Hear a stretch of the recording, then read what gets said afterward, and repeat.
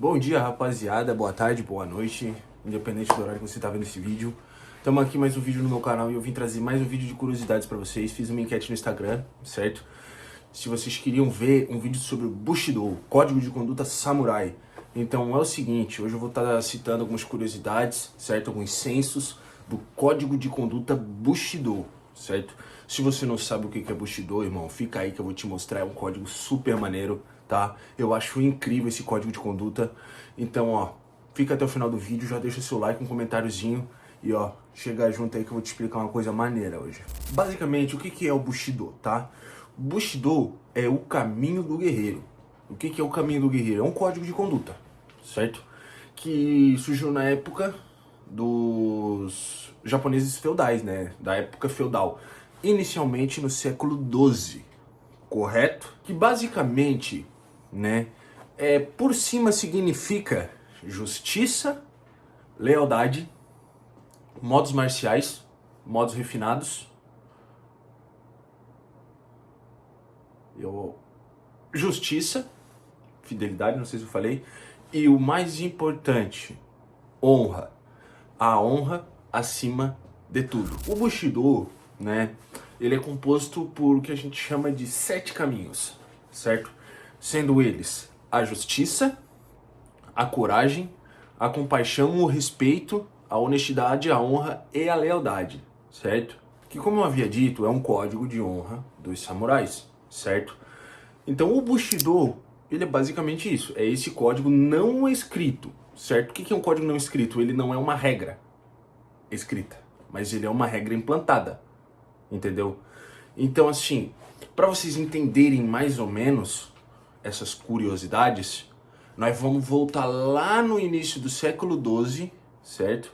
Para mostrar para vocês e, como é que eu posso dizer, tentar implantar na mentezinha de vocês, né?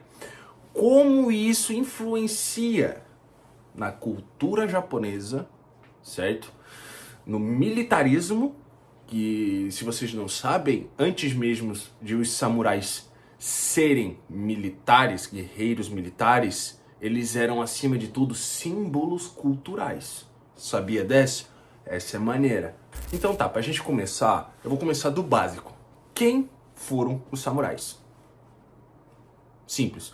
Samurai, a palavra samurai, significa aquele que serve. Simplesmente assim, aquele que serve, né? Surgindo no início do século XII, como eu havia dito, surgiram os samurais. Mas antes de falar de o que eles faziam, eu vou passar pra frente uma curiosidade que é o seguinte. Antes dos samurais se tornarem militares, já existia uma cultura dos samurais, certo? Só que o que eram samurais antes de serem militares? Eles eram como se fossem agentes do governo, né? Que cobravam impostos de civis e tudo mais, entendeu? Eles eram como se fosse a Polícia Federal, digamos assim, né? Então é o seguinte, depois do início do século XII, que se formaram os militares samurais, eles serviam os daimyos. O que eram os daimyos? Daimyos, eles eram os senhores feudais, né? O que são os feudais, basicamente? Feudais eram nobres da Idade Média, né? Os feudais surgiram do século V ao século XV, então no início do século XII apareceram os feudais que defendiam e cuidavam. Apareciam os samurais que cuidavam e defendiam os feudais, certo? Muito bom citar também que na alta classe, né, o que eram os feudais? Primeiro vinham os imperadores, depois os shoguns e depois os feudais. Mas agora eu vou lançar uma curiosidade que pouquíssima gente sabe, né? Vocês estão ligados que os samurais existem 4 classes? Sendo elas os gonekins, os hatamotos, os goshins e os ronins. E cada uma dessas classes desses samurais, elas tinham um jeito. Então eu vou explicar cada um deles aqui para vocês entenderem certinho o que eu tô falando. Vamos começar pelos gonekins, certo? Quem eram os gonekins? Os gonekins, eles eram os guerreiros samurais que eles tinham uma terra, certo? E tinham o direito de cobrar nessa terra o direito de impostos. Só que eles serviam a um senhor. Só que eles só eram obrigados a servir esse senhor em caso de conflito. Seguindo, agora a gente vai para os Goshis, tá? Os Goshis, eles eram basicamente guerreiros de terras rurais. Eles eram donos de terras rurais. Só que eles não eram necessariamente guerreiros militares. Muitos deles eram comerciantes, camponeses e artesãos, enfim. Então esses samurais camponeses eram classificados como Goshis. Agora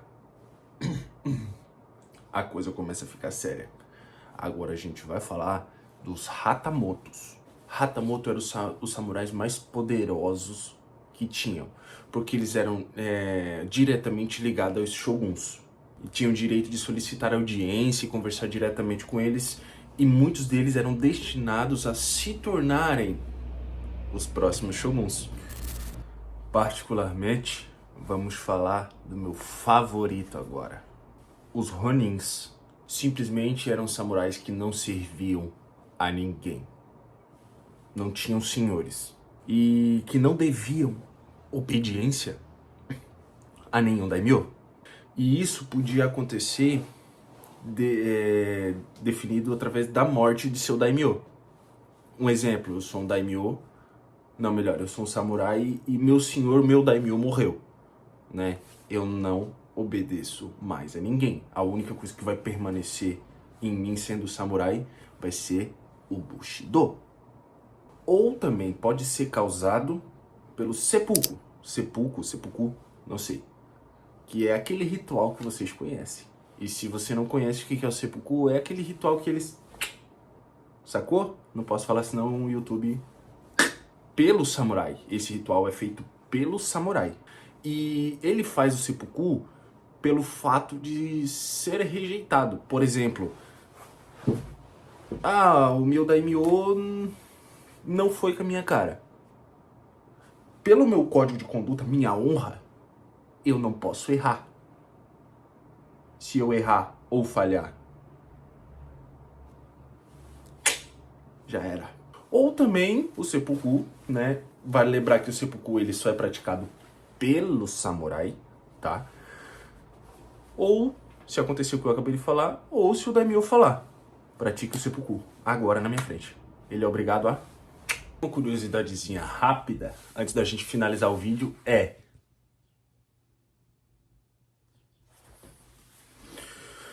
os samurais representavam cerca de 10% da população.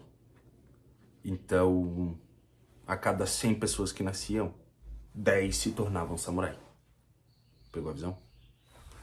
Então, rapaziada, essa foi um vídeo meio básico sobre os samurais, né? Citando as classes, citando o que eles faziam, citando o Bushido. E eu espero que eu tenha sido mais objetivo, mais claro possível, que eu tenha falado a vossa linguagem, que vocês conseguiram entender, fechou? Então, se você entendeu o que eu falei, se você entendeu essa história, esse contexto todo, você deixa seu like aqui, irmão. Compartilha com seu amiguinho, fechou? Então, rapaziada, obrigado por ter assistido o vídeo até aqui, fechou? Tamo junto e pratiquem o Bushido. Valeu!